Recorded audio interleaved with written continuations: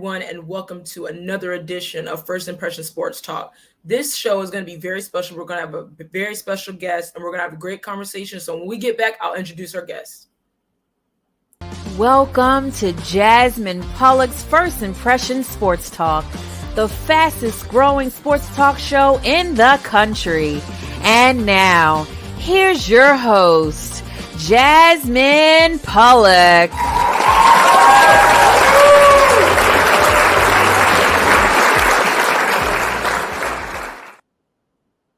Hello, everyone, and welcome back to First Impression Sports Talk. I'm Jasmine Pollock, and tonight we have a very special guest. I'm going to interview this person. We've had this person on before many episodes ago. So let's introduce our guest. It's going to be Coach Pete Wehry. I am so excited that he's here. It's been a while, Coach, so how are you doing? I'm doing good. I was trying to think. I know when we did our first episode, I was in Tuscaloosa, and that was probably close to 18 months ago.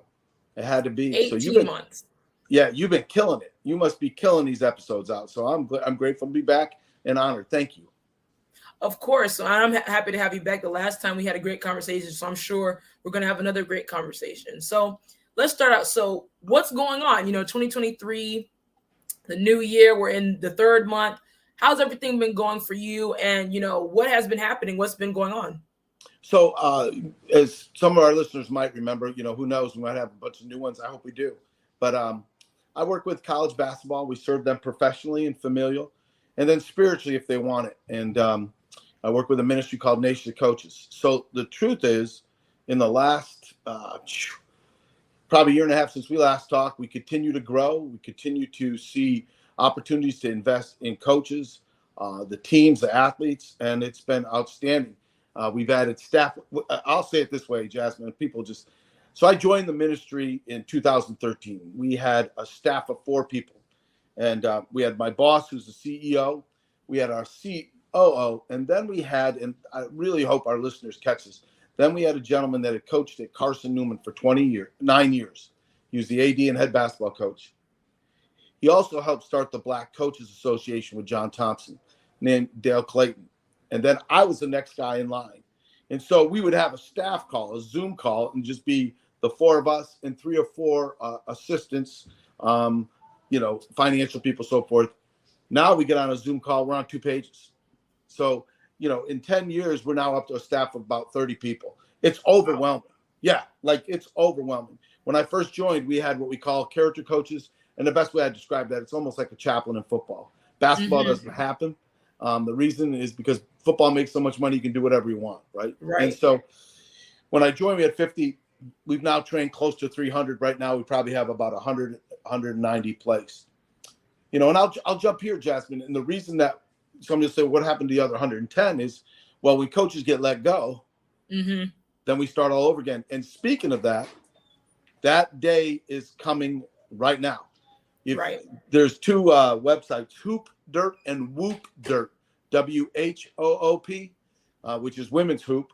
Both of those, if you're on those, you're going to see coaches getting let go. And what people don't realize, when coaches get let go, it's not one guy. Right.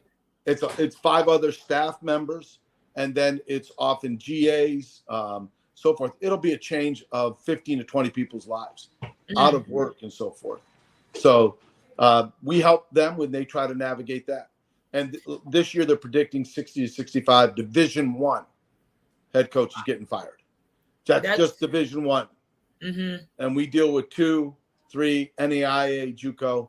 We help whoever we can. So that's how we serve and minister. That's amazing. For us, that's March Madness. Not that. Right. Well, it's crazy. Yeah, that's interesting. You said that a lot of these coaches are getting, let go and different things like that. It just shows how things are changing and how guys are like, okay, now they're leaving and guys are going to different places, new journeys, just not fitting right with the certain organizations. But how is that process like getting, these coaches fired? How have you guys dealt with that? How has that been? How big of a challenge has that been? Well, everyone is obviously intricate in itself. But the first thing is, what you'll have a breakdown of family. Like the wife's like, okay, now we got to move, we got to pack. He's going, where am I going to work? What am I going to do for a living? So you're helping them at first to establish the fact that, they're not the only one that's ever gone through this. In my opinion, God's got them. They'll figure it out. But there's going to need to be adjustments and so forth. And, since the last time we talked, Jasmine, this is really funny because you broached it in a way. Coaches get hired and they get fired. I have a friend who is an interim coach, and I told him to tell the media every coach is an interim coach. Every coach is on the hot seat. And then the other thing is coaches don't just leave because they get fired. And I'm going to go here a little bit. Everybody gets up in arms, especially guys my age. Oh, basketball's changed, NIL, portal. Well, careful how I say this. Coaches have been in the portal their whole life. Yeah. Man, if I can get a better job, and very frankly, the truth is, if I was doing the same thing I'm doing and somebody offered me $100,000 more, right. I might go, I'm gone. Right. Let's be honest. And so I don't get frustrated with all this. It is involved. Mm-hmm. Absolutely. I just saw a special the other day, and they were talking about the SEC, and there was a school, and I won't say what it is, but I don't think it matters because they're all right. And this guy said, man, I built this whole workout system, for the players. It's named in our family name. And some guy they got on that witness protection plan, blacked out, he goes, that's all right. I bought the 3 linebackers. That was 5-7 years ago. Right. Right. So now it's, and honestly, when you're a college basketball player, and I'm really careful how I say this, you are working, you're owned. You are an employer, man. You're getting up at 6 and you're getting done at 9 at night if you're lucky. Okay? That's so true. Very, very, and by the way, coaches live crazy lives. Gone 180 days. We do a lot of work with marriages, and I mean we support them, marriage retreats and so forth, and that's been really important. I agree, and I like that. Just that answer you gave us, and being transparent about that. That I like that analogy you use. Like coaches are interns; they're not. This is not a permanent thing for you. They're going in and out. It's interchangeable. So that's very interesting. I never thought about it that way. So now I'm like, let me do a deep dive in that. But you mentioned something that has the whole college sports world, up in arms about, the NILs. Name, image, and likeness. So from your perspective, I know it, when we last talked, we didn't really get in depth about that because I don't think we were like, that was the main focus. But what is your take on NILs? Are they good for college sports? Are they going to expand college sports? Is this going to be helpful or is it going to be a problem? I think there's a couple of answers there. First of all, I think I broached it already that it was kind of, there's always been a way it's kind of gone on. They found ways to help kids financially when they can. Second of all, I'm not sure how it's all going to play out. I think for me to make that judgment would be arrogant because there's so many dynamics involved. But I will tell you this. In 2020, when COVID came out, I was skeptical. I'm just being upfront with you. I realize now that I had COVID before it was cool. All right. I'd had it in December of 2019. I was sick. I didn't know what was wrong with me, how heart pounding. I was exhausted. And I was coming back from a trip, and that's when this all started to break. Right. And as I say that to you, when the NCAA said we're not having a tournament, that's when I knew, this is a big deal. Because the NCAA, I'd love for Jasmine, don't want to put you on the spot and embarrass you, but how much do you think they make in the NCAA tournament? Honestly, I have no idea. $1 billion. So when they said COVID's real, I went, well, that must be real because they're $1 billion, right? But when I say that, that's why I go, okay, because there's always this argument. I'm trying to be generous and kind, but the NCAA is all about the athletes, but they're making $1 billion. Now, I know for other tournaments, they're not. When they do some type of field hockey or lacrosse, cross country, I'm not sure if they're making money, breaking even, whatever they're doing. But when you're making $1 billion, I'm just asking you, if somebody gave you $10 million and you put it away, you'd be okay with that? I think I'd be okay. So money's always being made, and I'm careful, on the backs of coaches and players. Yes.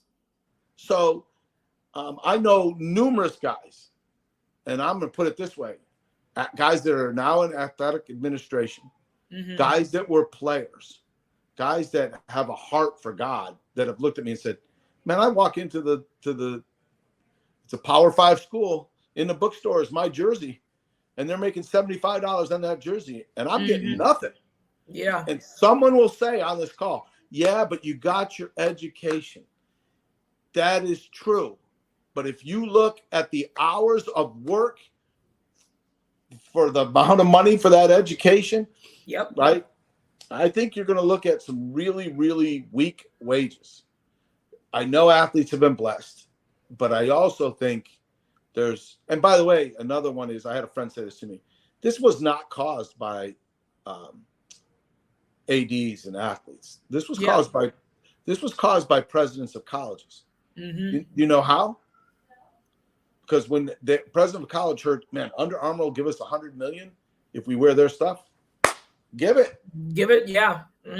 So, the money's always been involved. So I will go here too. I sometimes wonder if the NCAA is going to make it. I'm wondering if in 10 years we're going to have club sports like they do in Europe. Yeah. I could see that happening, which will change the whole landscape of coaching. I mean, that's already happened. It's hard for some coaches, maybe not just because they're old guys like me, but when I didn't get into coaching to make money. In fact, I didn't make money. All right. That's okay. And I didn't get into coaching. I did probably want to win probably more than I should have. I mean, I was so driven, but I did love people and I wanted to invest in them. And that can kind of get tossed out when there's so much money involved. But you know what? Kids are still attracted to that. Really good kids, they want the NIL, but they also want someone to take care of them. Right. As a human. So that's my take on it. I don't know if that's a good take or what.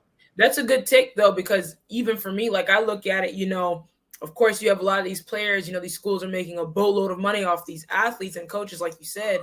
I'm still like, I don't even know what's going to happen with it, because I remember I went to a summit back in Pittsburgh back in October of last year, and I was talking to an NCAA official, and I asked her that same question. She was like, honestly, I don't even know. She's like, I don't know what we're going to do, what's going to happen, how's it going to look 5-10 years from now, because she said we still don't even have the abilities to like dive into it now. So it's like still very new to them, and they're still trying to navigate what goes on. And you mentioned, there's a lot of students who still care, a lot of athletes who still care about that, people, coaches and coaching staff taking care of them. We see what's happening with Jackson State and Dion going over to Colorado, and you have a lot of guys transferring over because of who he is and what he, the culture he's brought. So there's a lot of things going on with that. So I want to see what's going to happen with it. I think it's going to be very, very interesting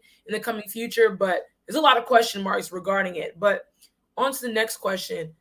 What are some goals that the nation of coaches has right now? What are you guys looking for? Like, being that we're in the new year, what are you guys looking forward to the most to expand, like you said before? And what are you guys looking forward to continue the process of building?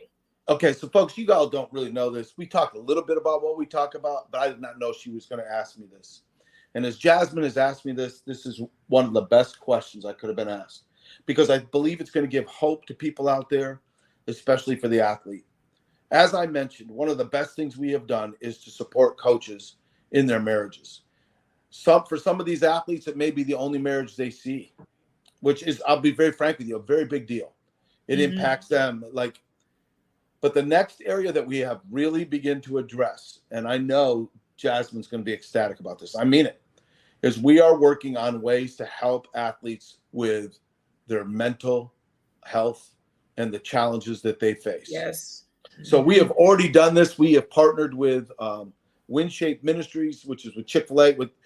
We have counselors. We've done that for marriages. Now we're getting them for young people who are not in a good emotional headspace.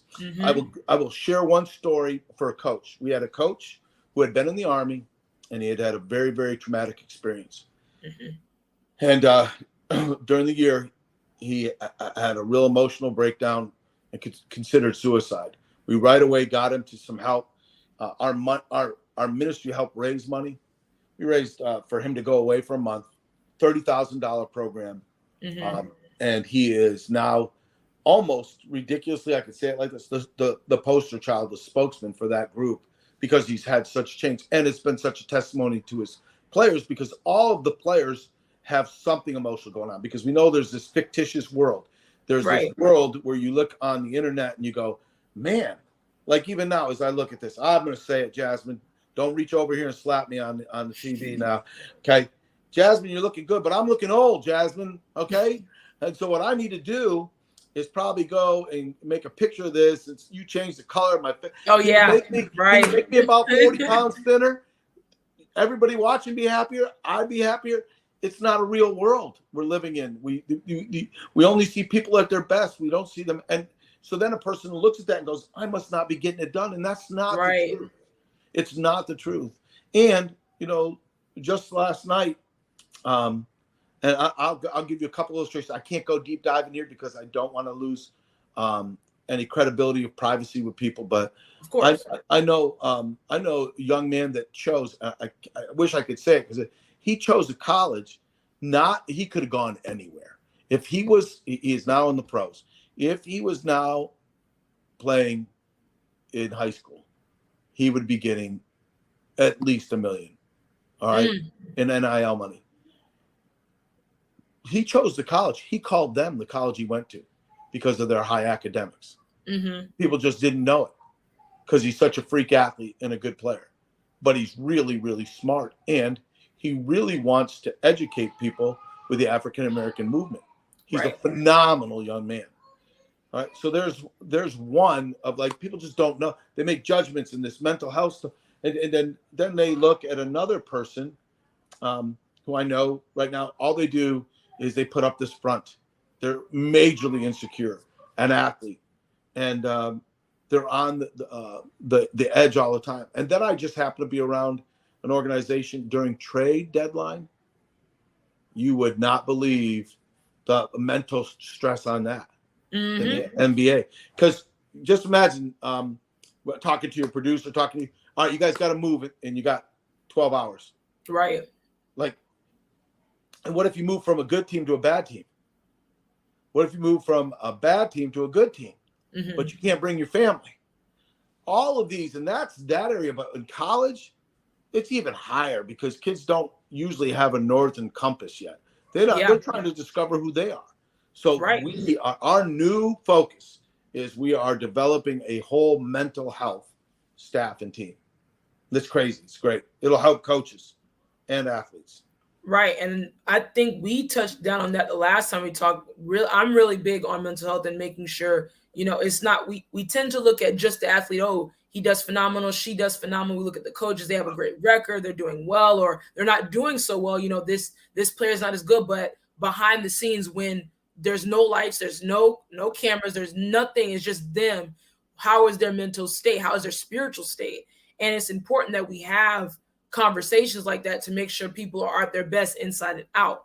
So that way they can perform at their best. They can do their best and strive to be better and different things like that. So that's a very powerful thing you said, and that you guys are moving into that chapter now within the organization, which is amazing. And I think people should really take into account mental health. It's not just in sports, but any umbrella in business and so many different things in the world. Life. I mean, your mental health is probably, to me, the most important, and spiritual. It all aligns with each other. So if you're not right within, it's going to start protruding out. And that's why it's so important to have conversations like this. But you mentioned something very interesting, and I've been having this conversation for the past 2 weeks, is the state of the NBA right now. Where do you think the state of NBA is going? What does the future of the NBA look like as constructed right now? Is what we see, trades and different players going different places, all these different things. What is your take on the NBA and its future? Well, it's really interesting. I'm not as probably attuned to that, but I've been around enough now and been around a couple of scenarios to get a feel for this. It's no different, in my opinion, than business. It really starts at the top of the business. It really comes down to, what are your core values? Who are your leaders? How do they function as an organization? it trickles down, and you'll see, and people don't like this, but bad management leads to bad scenarios. Yes. Okay. True. And so people are attracted to go to places with strong leaders, and not strong in that they're arrogant. It's probably just the opposite. They're humble and they serve their people and they give them an opportunity to grow. Mm-hmm. And so that is one. I think this whole thing, and we're back to mental health.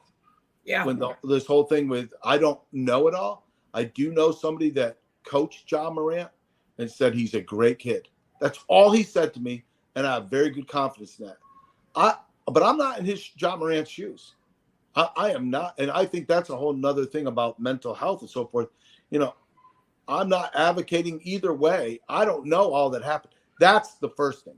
And in media, here we are, media, we have to be very careful not to be clickbait, not to jump to the conclusion.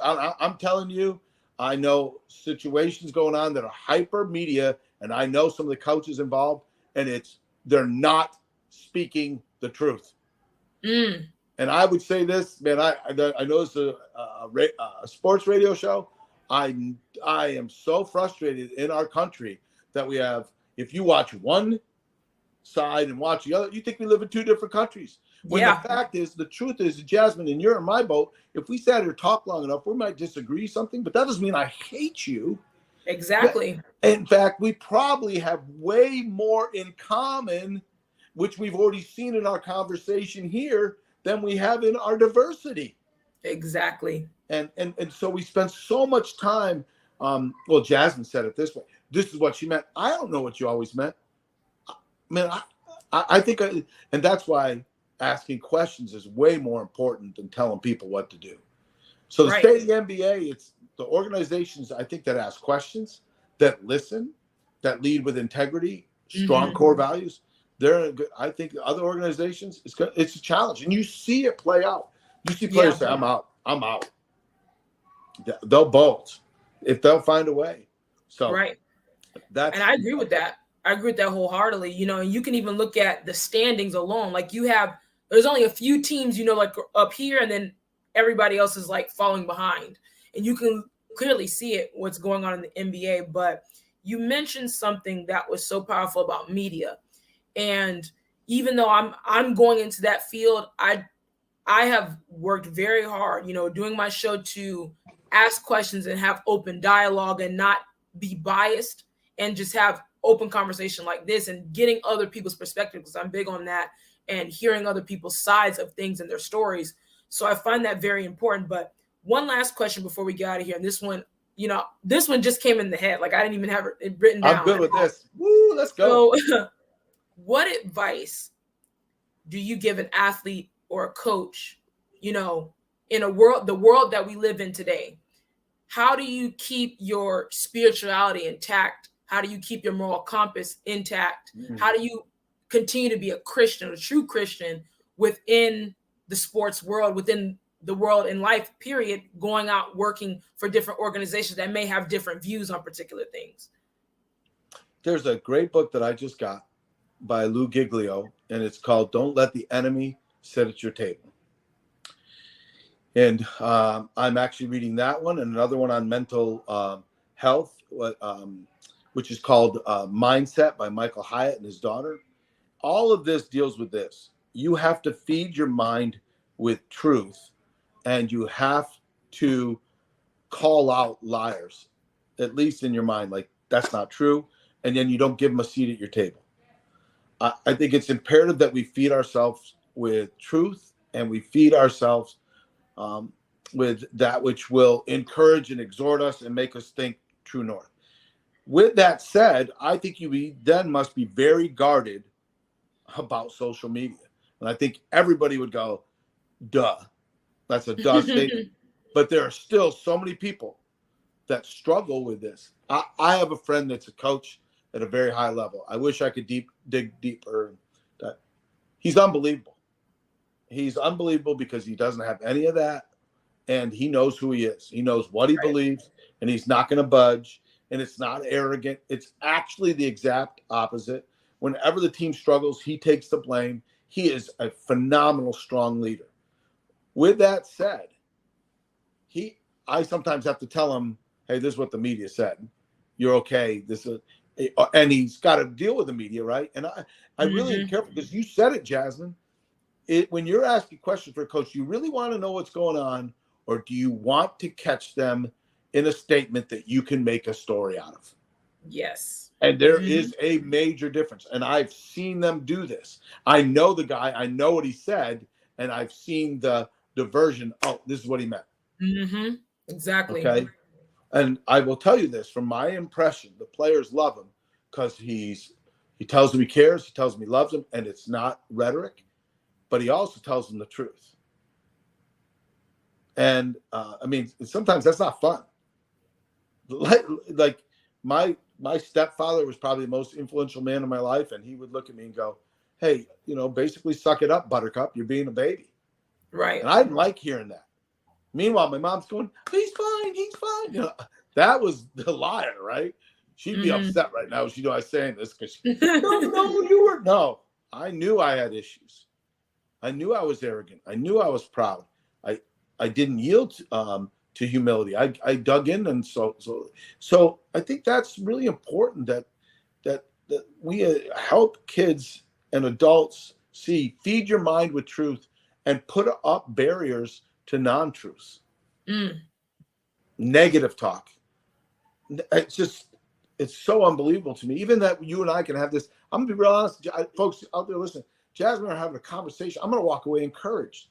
That's what I should walk away. Right. I shouldn't be Debbie Downer all day long, and we have way too much of that. I agree with that. And that was well said. We Appreciate it.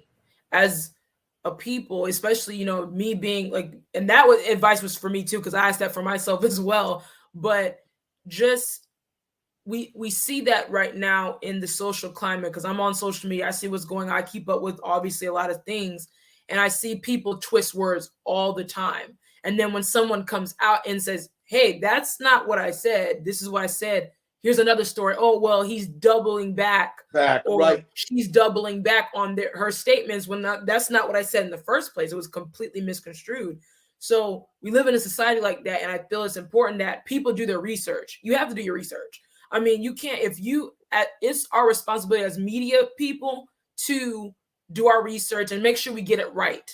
Make sure that, okay, let me think before I ask this question. How would this question sound?